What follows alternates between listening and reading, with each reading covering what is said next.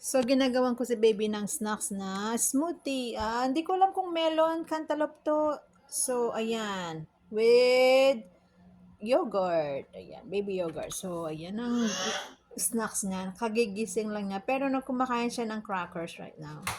Ayan, nailagay ko na yung yogurt. Ito yung lagayan ni baby. So, sasali na natin. So, ito na yung finished product. Excited na si Jeremiah. Wait lang, baby. Ayan, excited ang bata. Oh, don't press it! Don't press it! Oh, drink na. Scone, pinress niya.